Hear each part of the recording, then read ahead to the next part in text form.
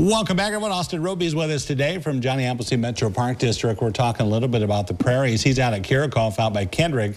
Boy, it looks beautiful out there now, but you mentioned too, and I didn't know this, you guys do kind of a burning cycle. Tell us when you do that and what's the idea behind that?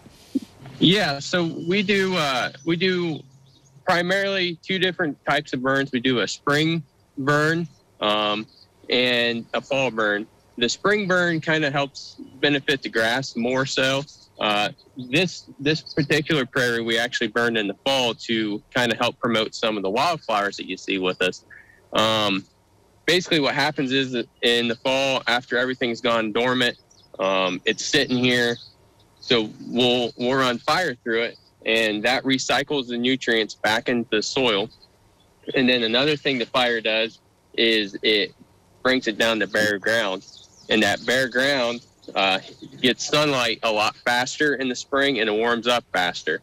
So it gives something like this blazing star here a head start, if you will, before it can get shaded out. So we actually have seen a pretty big response this year from blazing star, as well as you can see the compass plant and prairie dock behind me. All of that has really benefited from the fire last. Yeah, you know, it's amazing to see it, because I remember when you did the fire and then you see it and you're like, oh my gosh, that'll never grow back. But you guys know that it almost grows back bigger and better than it did before, doesn't it? Not almost, it does grow back bigger and better than before. You know, there's kind of been this negative connotation on fire, but if used in with the right timing, it actually does a lot of good, especially for these warm season prairies. They were actually they're disturbance dependent, which means they need that disturbance in order to sustain. They've adapted with it. They've, you know, back in the day, Native Americans used fire to promote healthy ecosystems like this. So it's a natural thing that we kind of suppressed, and now we're getting back into it. Yeah, as you said, it almost like provides a spark or a jolt of life into it. Just out of curiosity, do you guys at Johnny Appleseed, do you do the actual burn, or do you have to hire somebody to do that?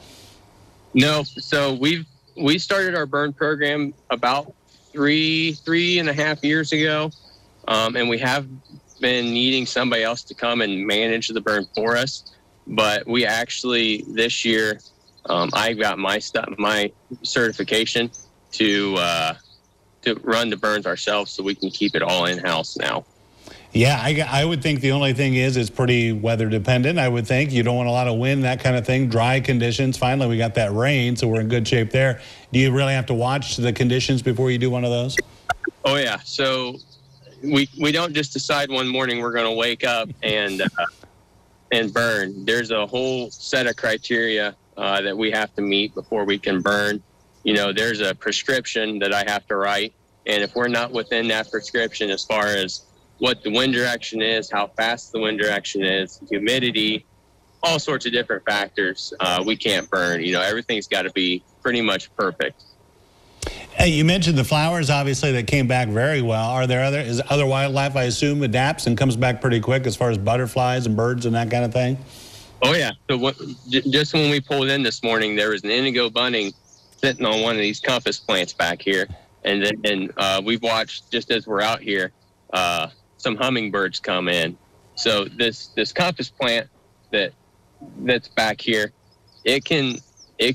research says that it can sustain up to 80 different insects living in or around its stem and flowers. So it's yeah, there's a lot of different insects out here, and let me tell you, the mosquitoes are alive and well. I figured they were, especially out there. Well, it's fascinating to hear the process. Austin, thank you so much for telling us about it. We appreciate it. Yeah, thank you, Jeff. You bet. Nice chatting with you, and we'll be back right after this.